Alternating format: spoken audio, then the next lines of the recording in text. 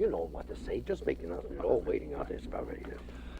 Ladies and gentlemen, Gateway Records takes great pleasure in presenting... No.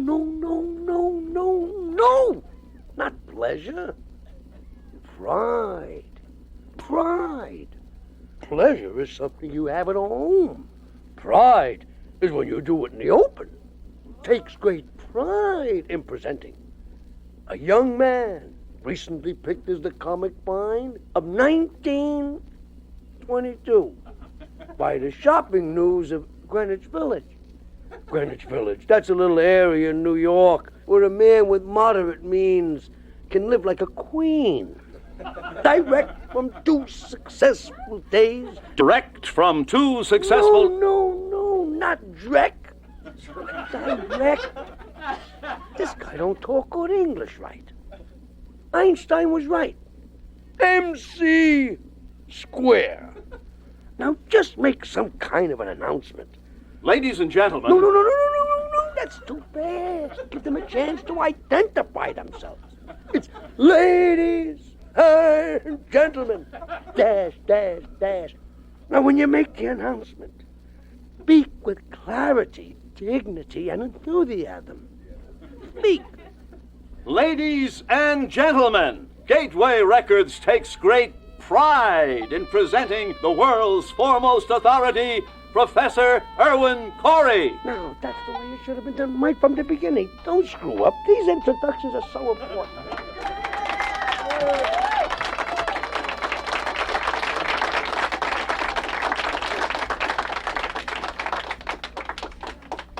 I don't like to talk about things that might be controversial.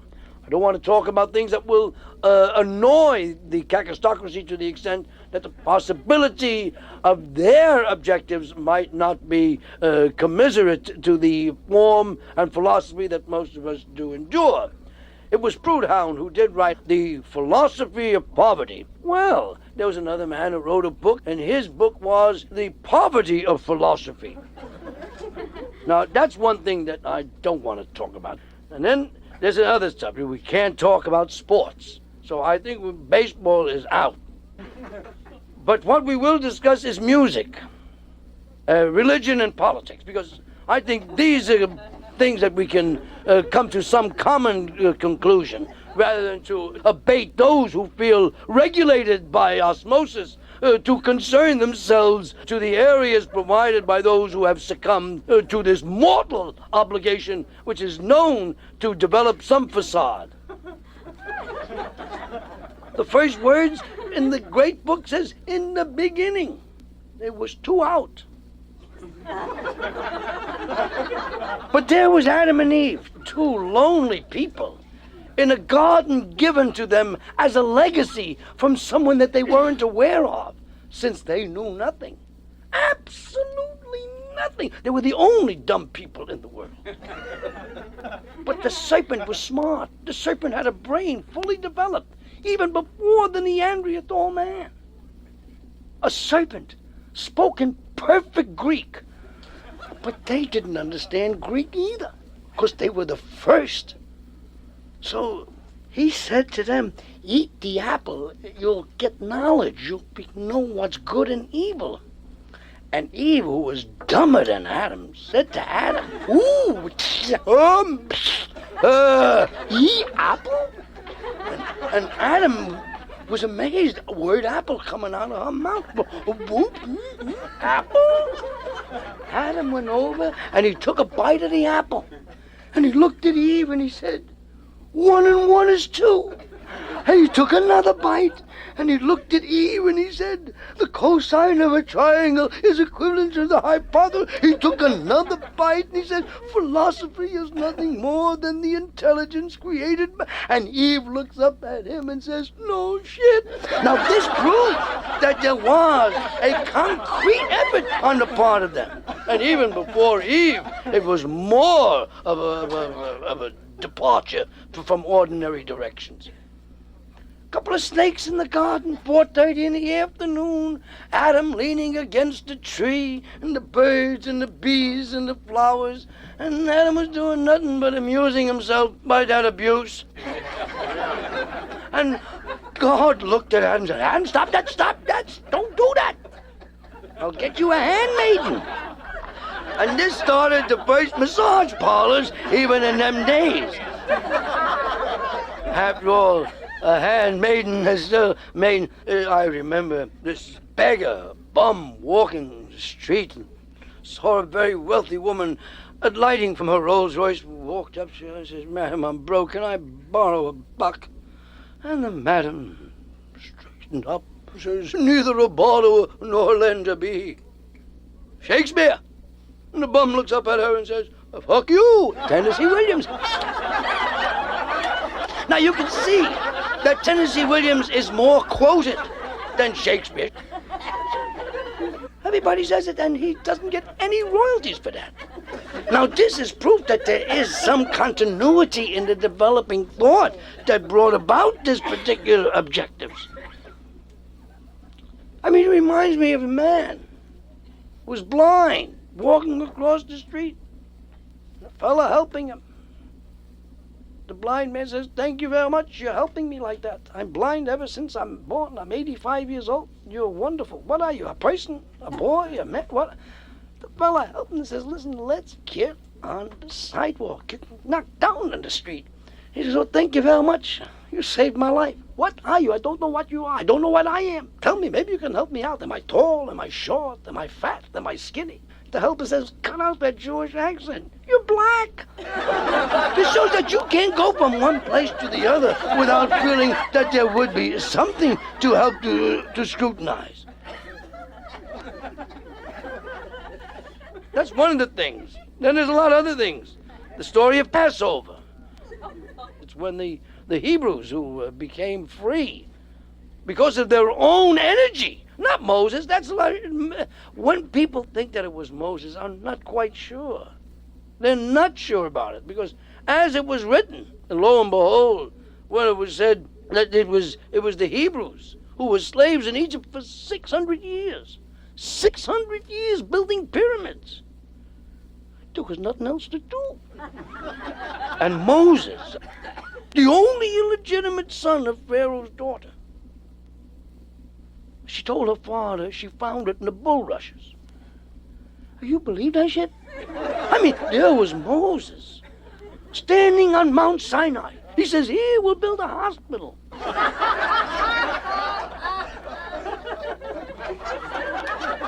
And there was the burning bush. And the burning bush was ne'er consumed. And the burning bush said to Moses, Moses, go down and set my people free and take your staff with you. And Moses, there was the burning bush. And Moses looked at the burning bush and said, a bush can't talk. I mean, little did Moses realize that was a marijuana bush. And Moses got so high, he thought he was God. Yes. And there, he went down into the house of bondage, into the land of Egypt, and took the Jews and marched them through the hot, burning desert for 40 years and 40 nights without sandals. They're going, God damn hot. Moses says, shut up and move. And they marched and marched and marched. And they said to Moses, Moses, what the hell did you take us out of Egypt for? It's true, in Egypt we were slaves, but we had a roof over our heads. And we had food and clothing. And some of us had rhythm. But you said, shut up. And there they marched and marched and marched. And what does the dumb bastard do? He turns left. He'd have turned right. We'd owned oil fields and Monaco. We would have been rich people.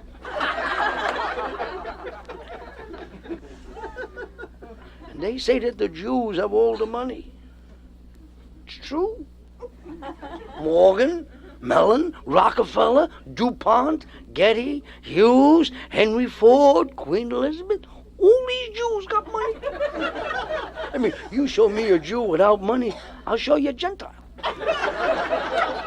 I mean, it's absolutely true. There were things that I said that went completely unobserved. when I said all the Jews have money, and I mentioned Rockefeller, Morgan, Mellon, and Queen Elizabeth, not one Jew among them.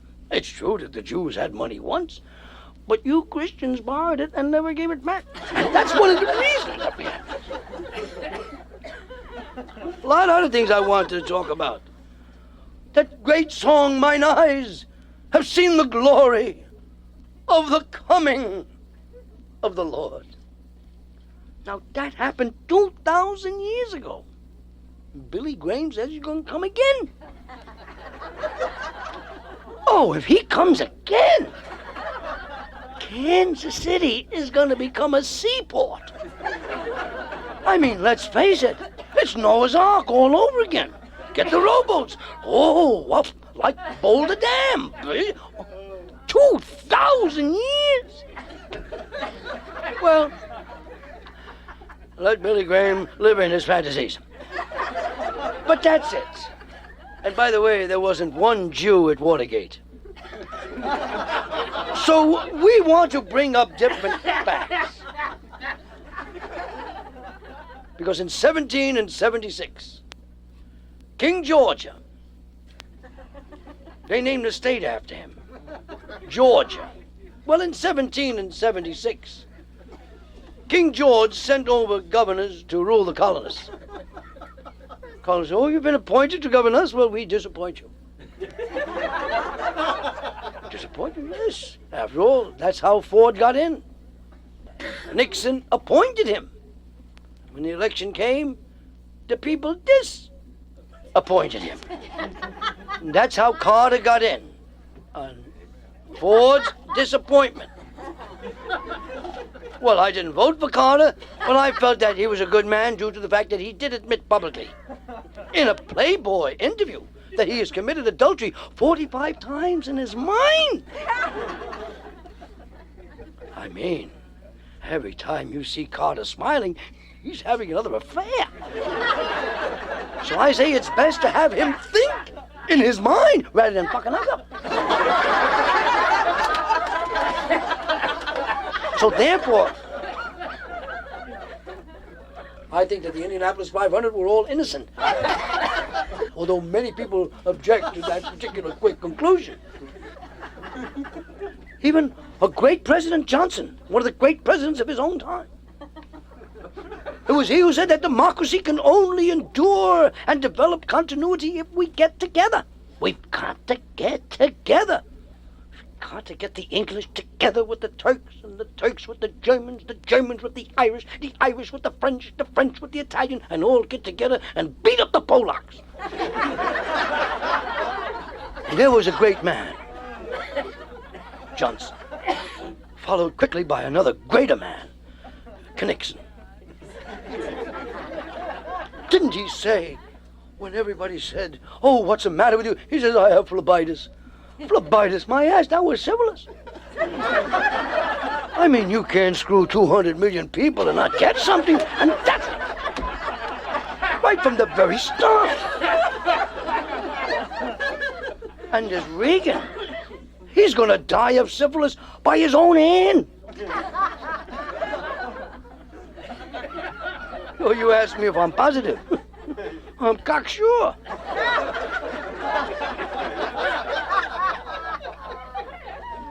Kissinger, before Nixon's election, said that man ain't fit to be president. And another time at the convention when he was campaigning for Rockefeller, he said Nixon is one of the opponents that is most dangerous of the lot. And Kissinger was right, because Kissinger himself was following the philosophy and the dictates of those who have accepted the responsibility to develop some plateau where their energy might be construed as somewhat dilettante, not détente.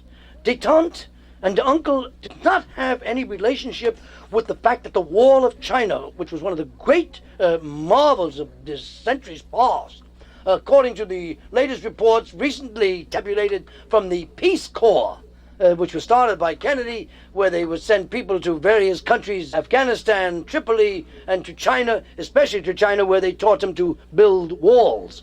And that was one of the great contributions the Peace Corps did make in bringing about détente in China. Yes, it was Joachim Ben Zakkai who once said, "It is better to be healthy for one day than to be sick for a whole year." What the hell do they mean? This is another thing that I wanted to bring out.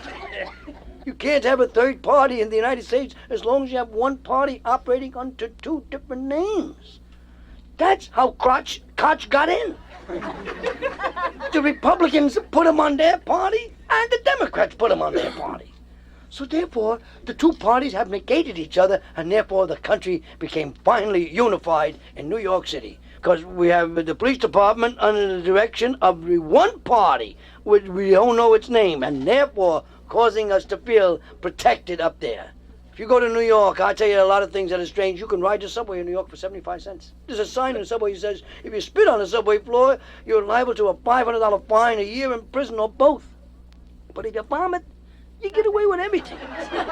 You could vomit for nothing in New York. So if you ever spit on the subway floor, put a little vomit on top. Let the police go around looking for that. And therefore, our country did endure. Yes, there it was, not slightly behind the times, but definitely of paramount importance, that brought about those who feel that they have to bequeath any loyalty to the magnanimous gesture made by those who have been captivated long, long before our country has any durability. And that's one of the reasons that we can another do. I really believe that Agnew was innocent. Because if he was guilty, he would still be in office. So I think that your constant refusal to accept that which would be considered magnanimous, to leave out the budget cutting, the budget cuts that Reagan is marvelous. Those of you who said who make $50,000 a year are only going to spend $200 on taxes. Those that make $5,000 a year are going to pay $2,000 a year in taxes. He figured it's a sliding scale. I mean, that's the way it's going to be, because there are more people that make less than there are that make more. So I think, even as Ezekiel said, and Jeremiah, and Malachi, and Ecclesiastics, and Revelation said that the rich get richer and the poor get poorer. So I'm running on a philosophy and a ticket to say, let's soak the poor. Let's face it, the rich can't get richer unless the poor get poorer. So if we take it from the poor before the rich get it, we don't have to worry about anything. We got that money right from the beginning. So that's one way to get money. And then another way to get money. Cut out music. Cut out dancing. First thing you know, it'll lead to drinking and smoking. See? That's why Baptists are great. And a lot of Baptists, they don't fornicate standing up because God will think they're dancing. That's one of them.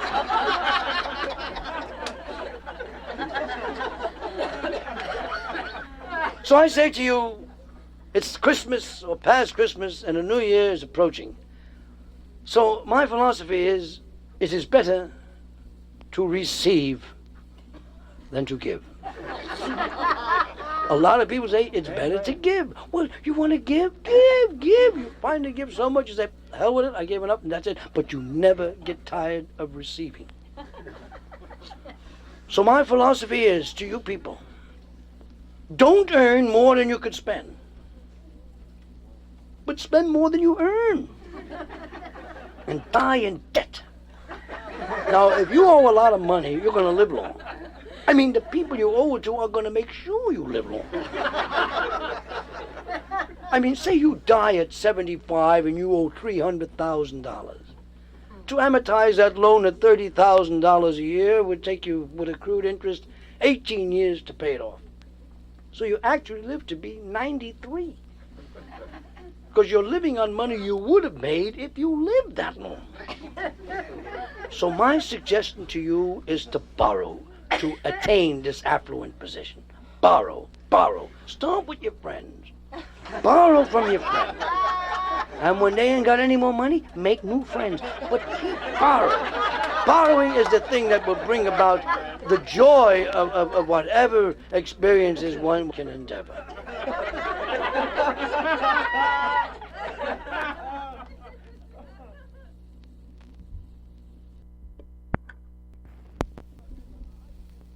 Well, I'll tell you, I feel more like I do now than when I first got up here, and it's only because of your help.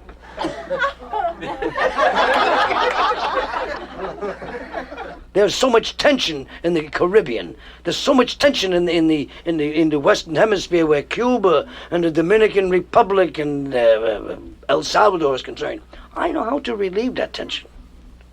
My suggestion to relieve that tension, so far as Cuba is concerned, let us cut off Florida and shove it up the Mississippi. Then we'll be 500 miles further away from Cuba. I'm telling you, we can do things without involving anybody. We got 9 million unemployed. They can easily saw that thing off.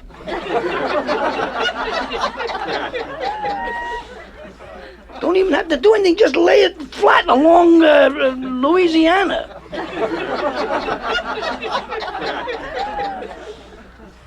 Now, one of the causes of the downfall of Chicago as a metropolis, the cows got drunk, they burnt up the place, and Chicago is known as the Windy City.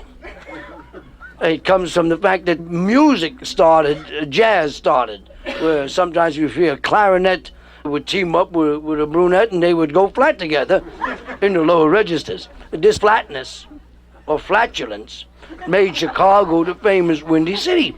So you can see that there is a reason for giving names to various areas which are part and parcel.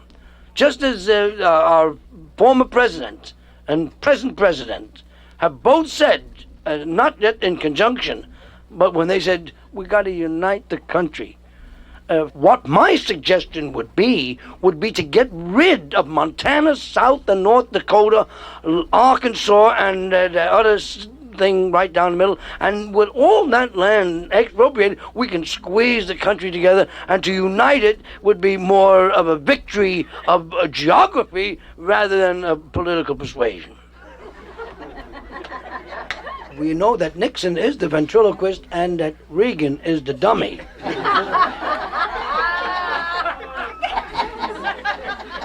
Later on, we're going to have a question period.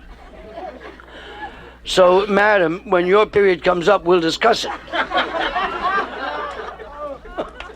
The congruency which can develop carborundum in a steel force of carborundum, and the magnanimous feeling of Gotterdammerung and Armageddon.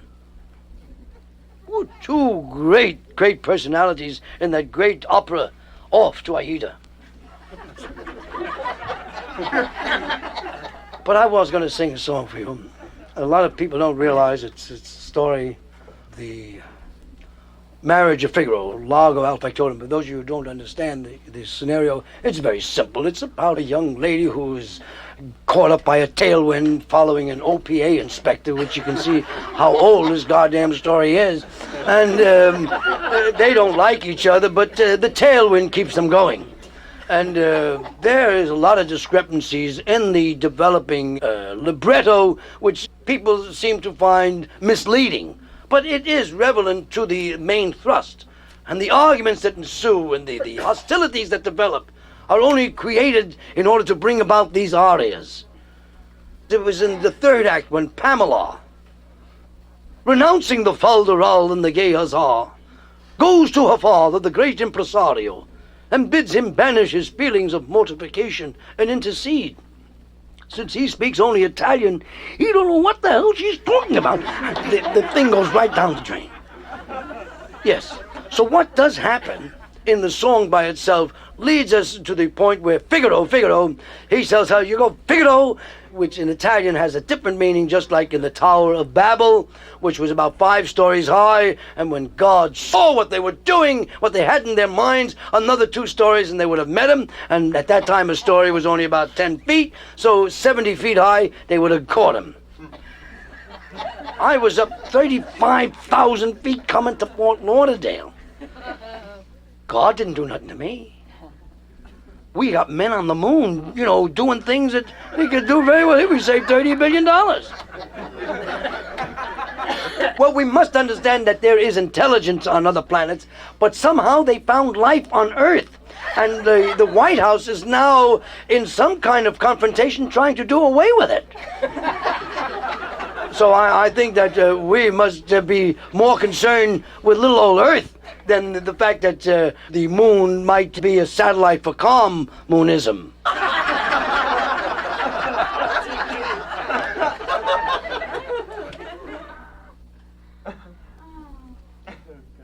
Now, I know a lot of you people are frustrated, you're full of anxieties and desires. And due to the fact that the world is now tottering on the brink, overlooking the precipice, bordering the abyss, I'm sure there are a lot of problems that do irk you. I'm here to clarify those issues. So please, for the sake of brevity, when we ask a question, please, no names or where you're from. We don't care where you're from. I mean, the mere fact that you're here indicates that your neurosis is bothering you. Now, are there any questions? You have a question from the rear, a rear question. What is reality? What is not reality? What is a unit of measure? Which is used sometimes to, direct energy from an incandescent lamp. What is reality could be very misleading. So I suggest if you really make statements like that, do research before you make any other remarks. That might cause some people the anxieties of hostility once again. We have a question. What's the role of the family, Professor? What's the role in the family? Well, I once worried that you get a continental breakfast and it's a roll in bed with honey. So I don't know if a role in the family is going to be part of that breakfast. Because I think that people should get something more nourishing than the family. What was the question? What was the answer? What was not the answer? What is a unit of measure, sir? You're bringing up sore wounds. I mean, let lying dogs die, whatever it is. Now, are there any questions? Yes, we have a question. I said, are the dogs lying? I mean, madam, you know what Mary said to Joseph? Who needs you? Now, are there any questions? Explain Einstein's theory of relativity. Can I explain Einstein's theory of relativity? Yes. Not an easy one. Oh, madam, no doubt you are interested in some of the salient points of Einstein's thesis. You see, Einstein proved conclusively that heating causes expansion and cooling causes contraction. That's why in the summer the days are longer, because it's hotter. And in the winter they're shorter, because it's colder. Well, isn't it true, sir? When you get hot, doesn't it get bigger? Now, we just have a few hours left. Are there any more questions?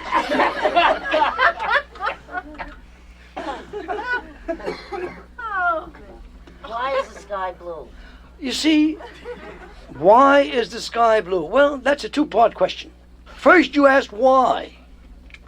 Well, why has been plaguing man since time immemorial? Statesmen, philosophers, educators, teachers, scientists have been asking the ultimate why. And in these few moments allocated me, it would be ludicrous on my part, for the sake of brevity, to delve into the ultimate why. Is the sky blue? Yes? Any other stupid question? Where do babies come from? Babies don't come. They're too young for that.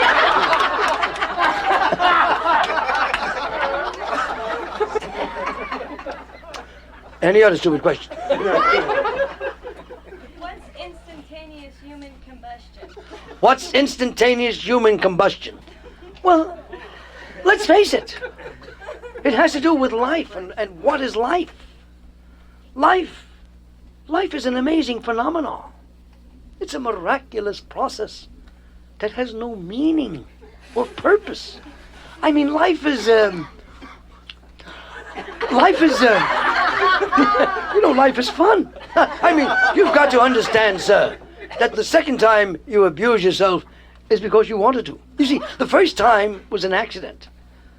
But due to the fact that we are human and endowed with the capacity to recall the activity that brought about that erotic joy, you did it again. You see, the monkeys, they do it all the time.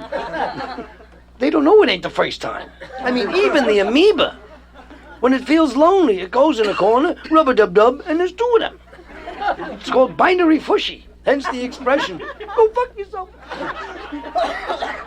Any other question? Who cut your hair? Well, my hair is not cut. When I get my hair cut, I get all of them cut. You see, 2 years ago I was completely bald. But I had a hair transplant. All the hair from under my arms onto my head. Looks nice, but it stinks. So I wear Right Guard for hair tonic. Any other question? You with the clap out of here.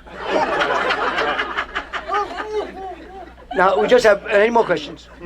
How about the arms limitation? Yes. I think everybody should limit their reach to their capacity rather than to overload their own feelings.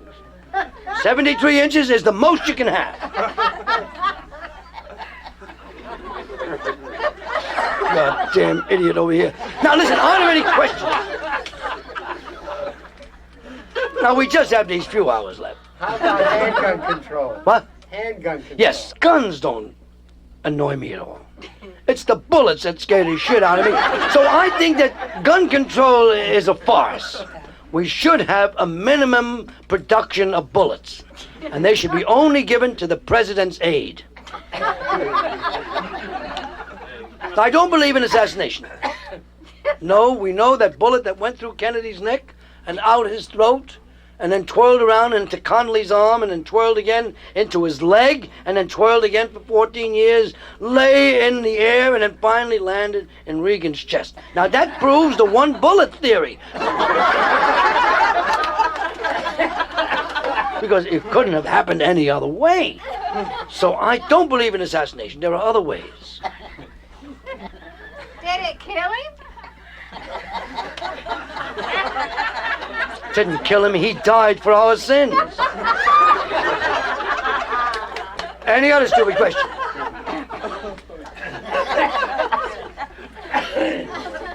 Who's your tailor? Who's my tailor? Elizabeth.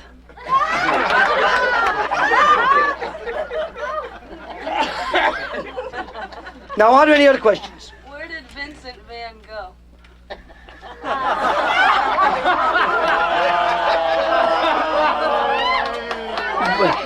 That was a very good question. Would you like to rephrase that? No, it could stand repetition since it got immediate reaction. Now, what was it? Where did Vincent Van Gogh? Oh, where did Vincent Van Gogh? But he didn't go, he went. See, it's like Rockefeller, who had 7 mistresses. And that last one, at that meeting, Rockefeller came and went at the same time. But Vincent didn't go.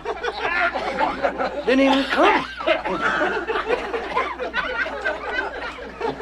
Now, from now on, I'm only going to take questions from people.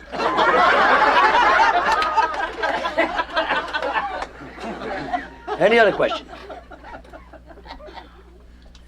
Do you have a cure for inflation? Yes. What is inflation? See, there's where the word what does not mean a unit of measure. That's what it is. Inflation is what? No one seems to understand. People think that it means you get bigger. You don't. You get smaller. And where does inflation come from? From the stock market. The stock market, according to independent indications, indicate that the market will fluctuate. Sometimes the market will fluck up. Sometimes it'll fluck down. And when it flucks down, just fluck out and invest in second mortgages. And remember, this year, you can get $2,000 free, untaxable interest per couple. But you must have $35,000 to start with. Any other question? I'd like to know what you think about gas. You want to know what a Jew thinks about gas? But it's not very important because someday we're going to do away with gas entirely. We're going to have the thing run by electricity. That's what it's going to be. And the Ford company is now putting out an automobile. It's run completely by electricity. Very few moving parts. And the car is going to sell for $5,000. Well, actually, the car itself is going to sell for $1,000. But the extension cord is going to cost $4,000. So you can buy a little cord, but you won't go anywhere. And it's really fun to put your plug in somebody else's outlet. You go for nothing. You can go from here to New York on nothing. Any other stupid questions?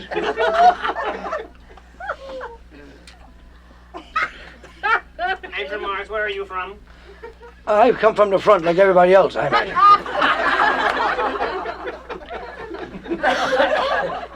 There are no more questions? Well, there were some people that asked me questions before. What is marriage? Well, marriage is like a bank account. You put in, you take out. You put in, you take out. You lose interest. And there's penalties for early withdrawals. Any other question? Here's another question. Should there be sex before the wedding? No. Not if it delays the ceremony. Now, are there any questions? What do you think of the moral majority? Yes, the moral majority will ultimately be licked by the oral minority.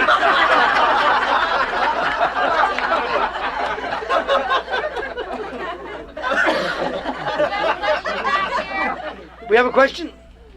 What do you think of the drug problem? Yes.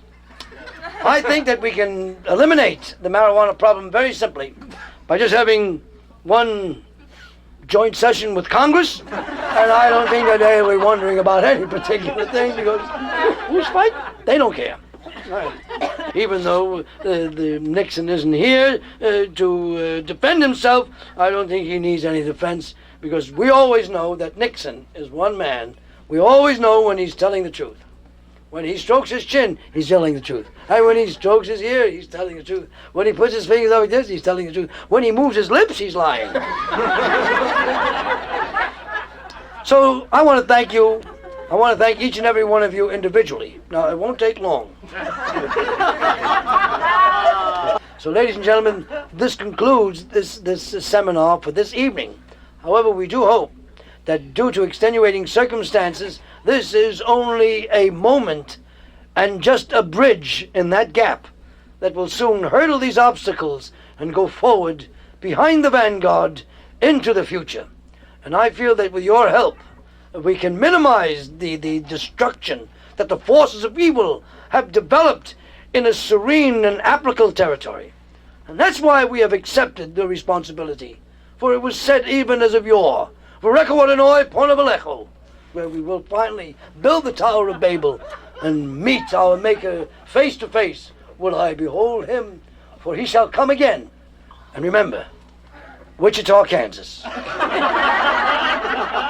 Well, anyway, here is the Bible. I'm going to read some of these things here. Lot lost his wife. She turned around, she became a pillar of salt. The moral of that story is, all girls that cheat taste salty. Well, anyway, imagine if Jesus was electrocuted, everybody would be wearing electric chairs.